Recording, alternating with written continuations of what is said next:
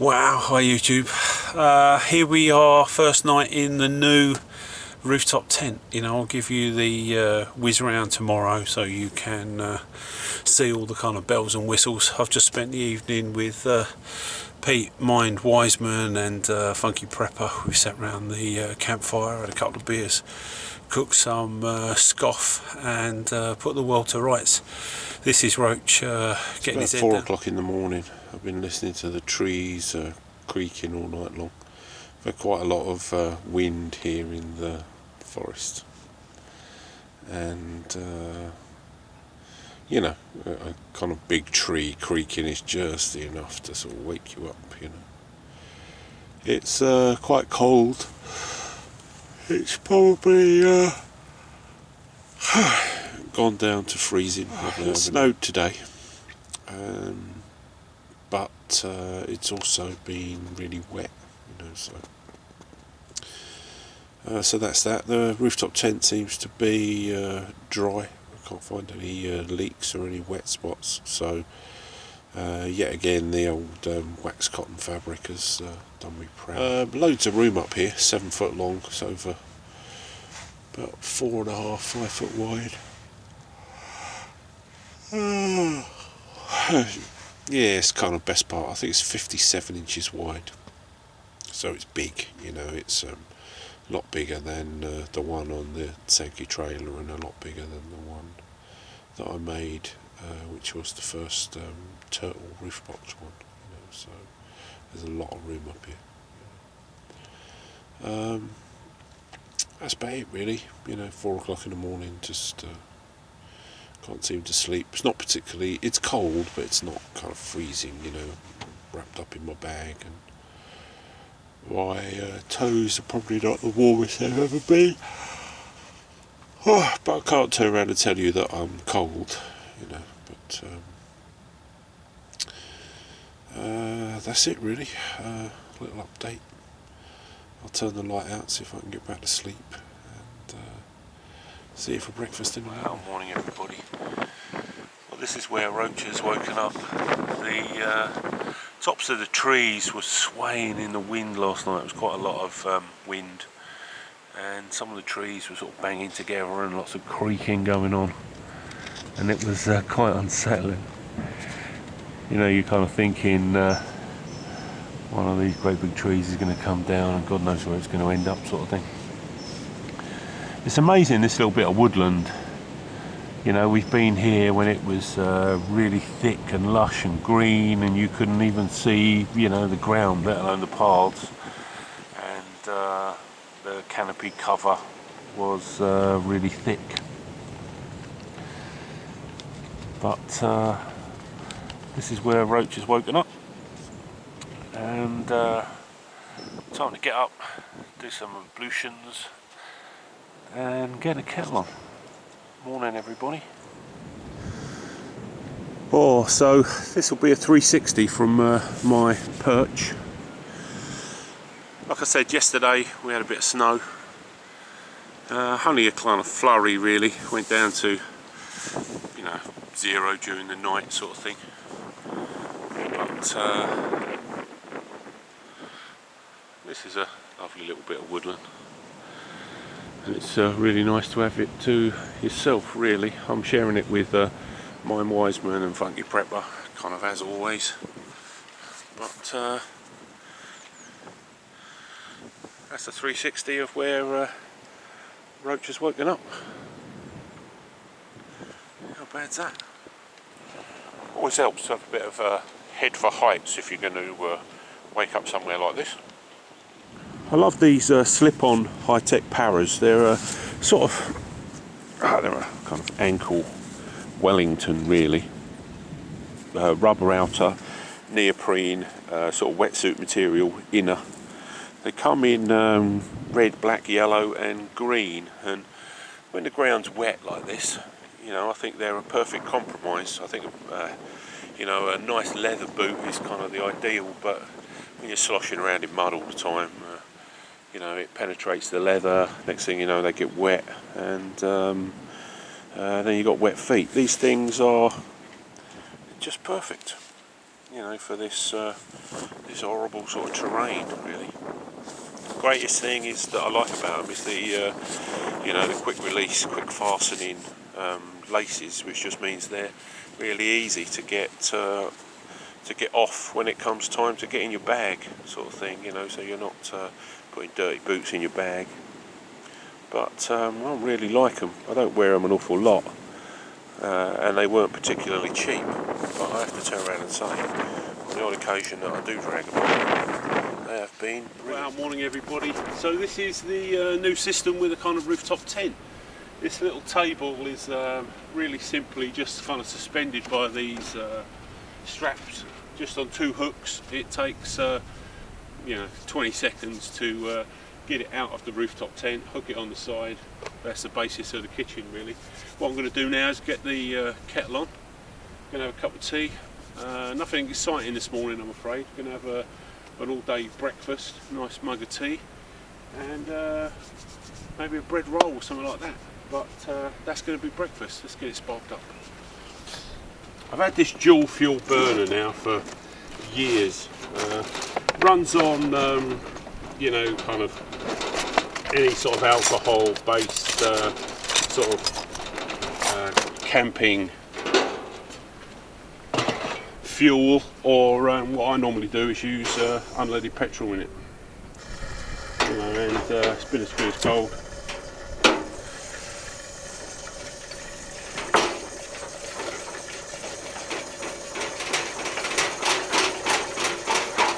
Filled up with a fuel bottle when I arrived. Probably put about 400 or 500 mils in it, I suppose, not a lot. I don't keep it full to the very brim, because then, you know, you've got quite a lot of fuel in it when you put it away. Lifesaver jerry can's a brilliant bit of kit. Works under pressure, so what that means is it doesn't have to be laying down on its side. You could stand it up and you still get water out of it. It's an absolutely brilliant gadget. I've decided to just carry 1 jerry can in the truck now, and I kind of thought if I was going to carry a jerry can, that's probably the best one I could lay my hands on. But let's get the kettle on. Nice cup of tea.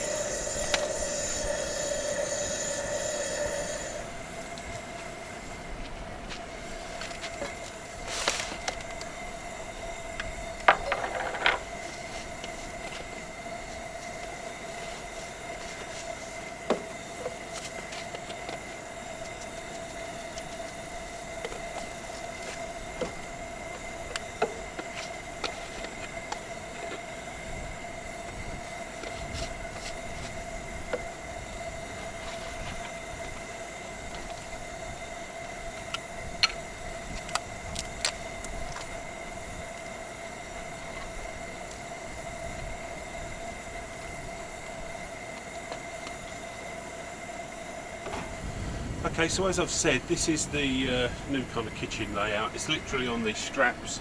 I put a fixing up there, just bolted it in, and it's just on 2 hooks. And only takes a second to put up. Got a little bit of foam, sort of thing you put on central heating pipes and stuff on the back there, just to protect the paintwork of the truck. Looking in the back of the truck, it's pretty much as my video of how when I made it, really.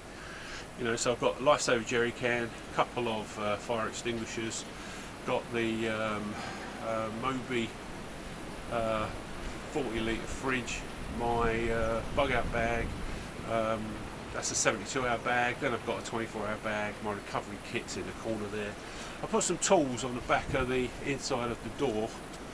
They just somewhere to put them. Of a night, you know, you open the door, you can put that 60 LED light on, you can find absolutely everything. In the drawers, I've got my tools and sort of vehicle equipment, and then in this one I've put my kind of kitchen bits and pieces, really. You know, as I said before, these drawers were kind of £10 each. Bit of carpet come to nothing, but obviously that's a nice worktop. You know, if you push the drawer in slightly, it's straight and level, and you can use it as a worktop. And take the lid off. There's my sort of camp oven, plates, all that sort of stuff. It all goes in one drawer. That's about it really. Like I say, the other drawer is spare parts for the truck. It's tools, electrical repair stuff, all the run-of-the-mill. You know, the last thing you'd want is to get broken down or stuck in a place like this, because obviously it's really tricky to get someone to come and rescue you. But that's the back of the truck. It's working brilliantly, and on a sort of, you know, being on your own, just supporting yourself basis, it's absolutely peachy.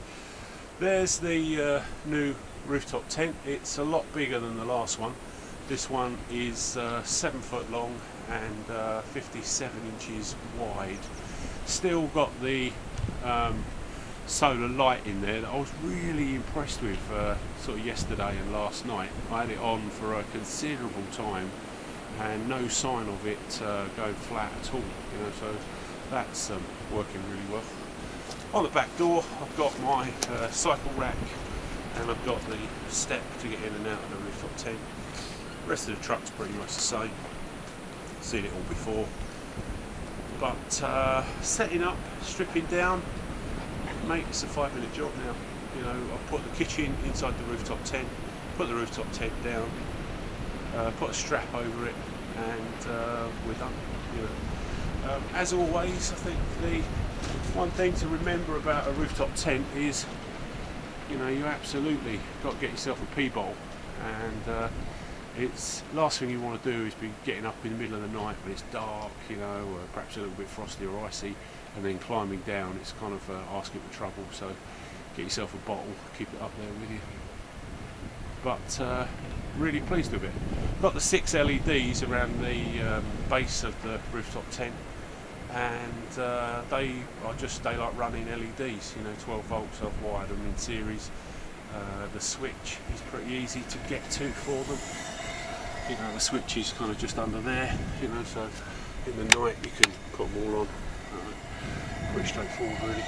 But that's the rooftop tent, and like I say, this is the first outing, and I'm quite pleased with it. Apart from needing a little bit of touch up on the paint, I think it's been brilliant so far.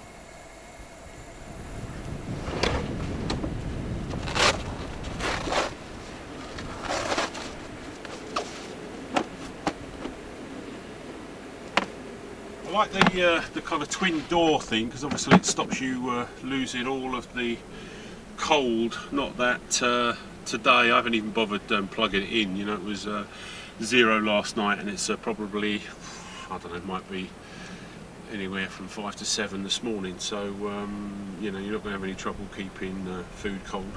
I just grabbed you know, packets of food before I sort of left the house. So I've got 4 of everything really, so 4 kind of all-day breakfast type meals, 4 packets of these trail mixes. I love these during the day, they're great.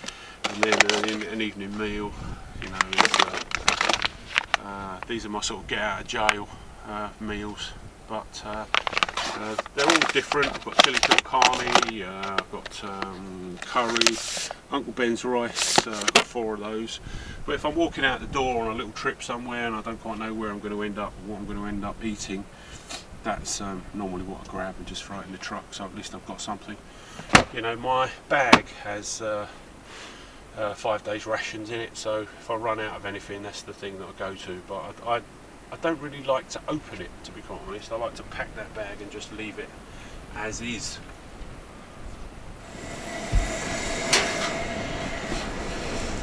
First cup of tea of the day, people. It's got to be a good one. First cup of tea determines whether it's going to be a good day or not.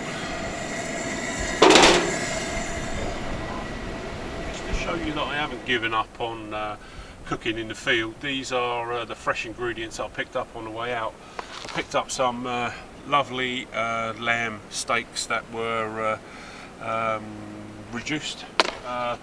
Garlic paste is a brilliant one. You've got to have something like that in your box. I mean, fresh garlic, you know, you could use an awful lot of it. That paste is absolutely brilliant. tomato puree. I've got a stick of celery, white potatoes, got some carrots, some onions, some bread rolls. I like a bit of bread. So that was going to be a sort of hearty lamb stew that I didn't get round to cooking last night, but they're my fresh ingredients. I'll be putting those in the fridge as well. But like I said, this morning I'm having all day breakfast. Haven't had one in ages.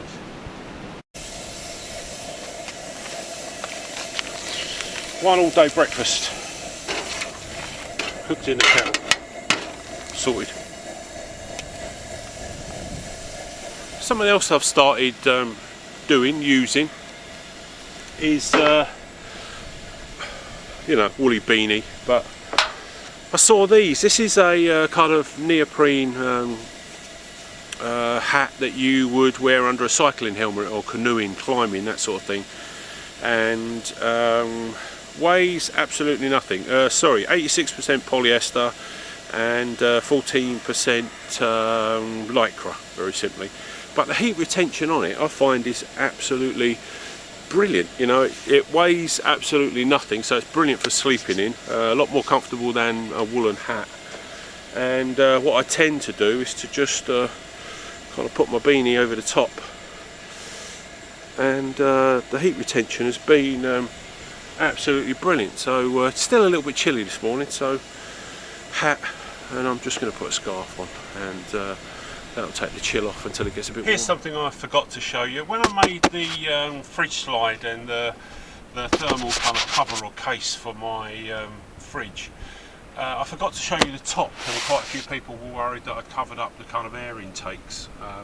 So that's what I did. I literally just cut the panels out, hemmed them around the edge, and so it can still breathe. But I just popped that in because I forgot to tell people how I'd done it.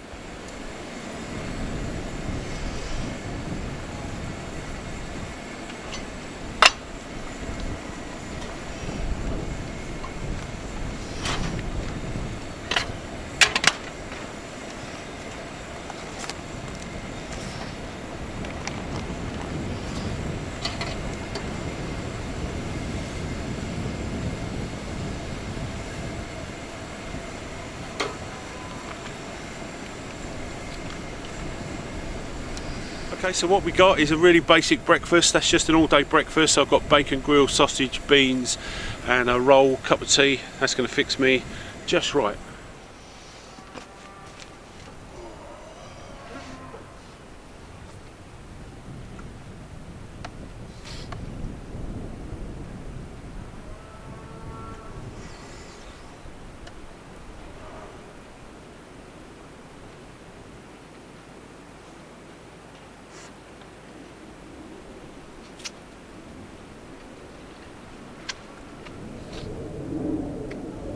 Cheers, people.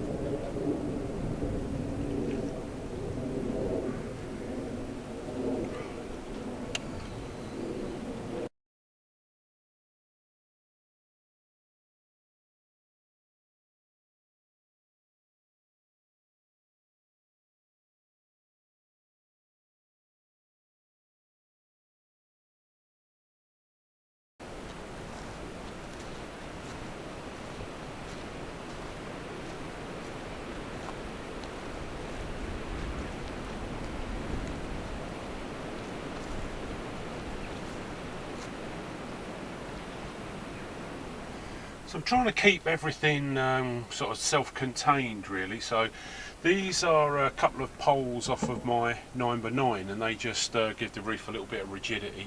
I had an unease about it kind of closing in the night and getting stuck in it because of it just held up with the gas struts. If I take these poles away, the gas struts will hold it, but I think a strong wind might just be enough force to overwhelm the struts and bring it down, but that's the 2-inch thick sort of gym crash mat.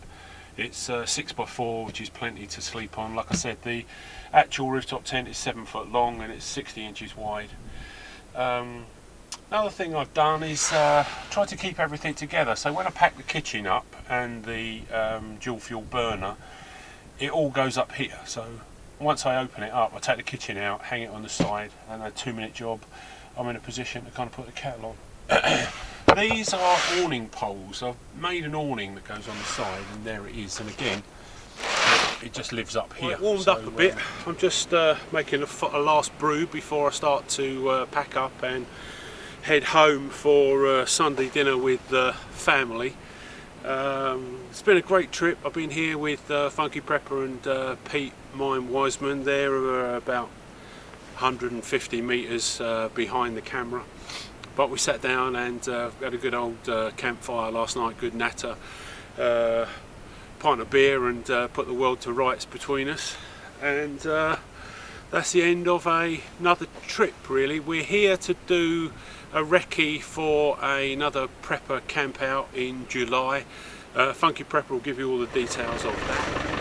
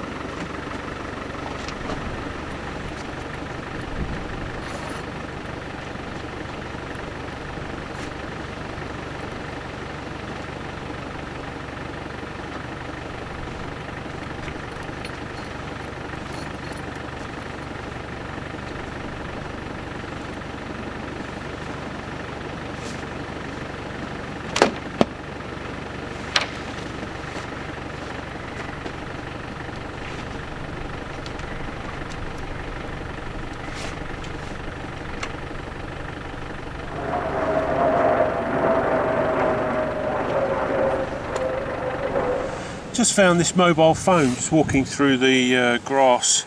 Don't know if you're one of the people at the prepper meet, maybe you lost your BlackBerry, but the phone looks pretty useless, but your data might still be on a SIM card. So I'll stick it in the video. If anyone's lost a BlackBerry, send me a PM, I'll stick it in the post for you. Just started to snow again, heading home for Sunday dinner. As always, any comments, love to hear them. Back soon.